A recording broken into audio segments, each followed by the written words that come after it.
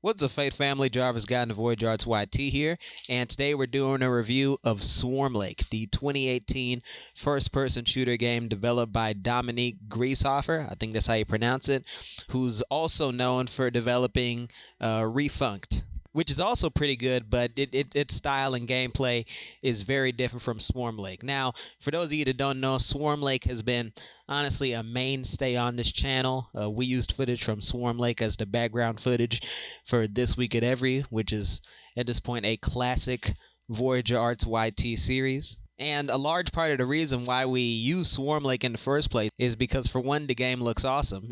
Our style is absolutely incredible, just the lighting and everything that the developer has done over the years to make the game just so much more aesthetically pleasing. But also the fact that Swarmlake is an incredibly fun game. Now, the concept of the game is essentially that you have 10,000 enemies that you need to kill. And these enemies are all like weird geometric shapes. The concept of the game is not well defined at all. The most lore that you get from Swarmlake is that you're fighting a record-breaking swarm.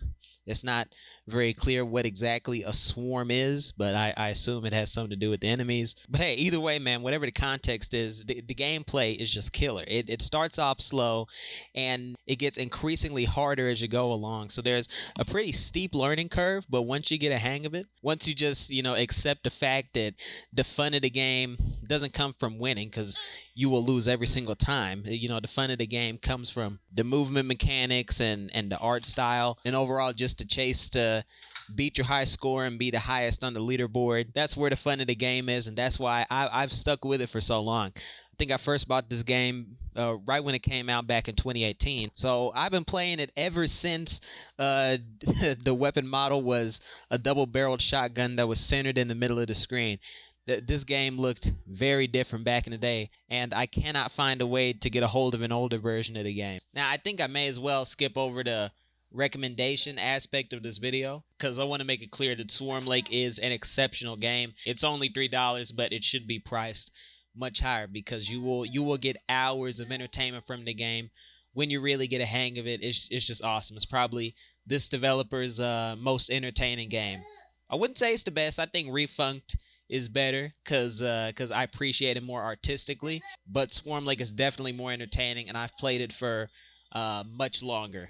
And in the last part of the video, I do want to address some criticism that the game has received over the past few years. Really just people bitching and moaning about the new updates. How, oh my god, he changed the weapon model from a shotgun to a chain gun, even though the weapon has always fired automatically, and it'd make more sense to have a chain gun. And really just stuff like how the levels are no longer quote-unquote endless, so you can't just run in one direction and just cycle back to where you came, which, I mean, sure, that was a unique aspect of the game. It gave it its own style, made it feel like the world was much larger than it actually was. But now, with the most recent update, the gameplay takes place within a striped dome, so it is more contained, it's more confined, and the leaderboards were reset to make things fair.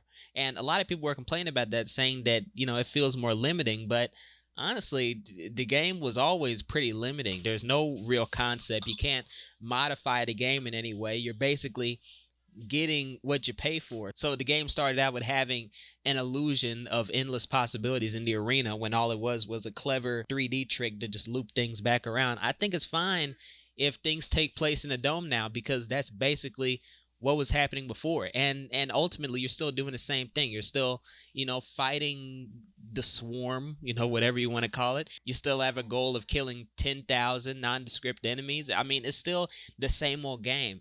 He hasn't really changed the movement in any substantial way, outside of like changing the height of the bomb. So I think ultimately the developer he's honestly done a great job with this game. And I think if I had never heard of Swarmlake before, and I was just now making the choice to buy it, I would be much more enticed to buy it now. Because back in 2018, I mean, sure, it was still good, but it's not as good as it is now. And I'm just thankful the developer is still updating the shit. He could have just taken the money and ran.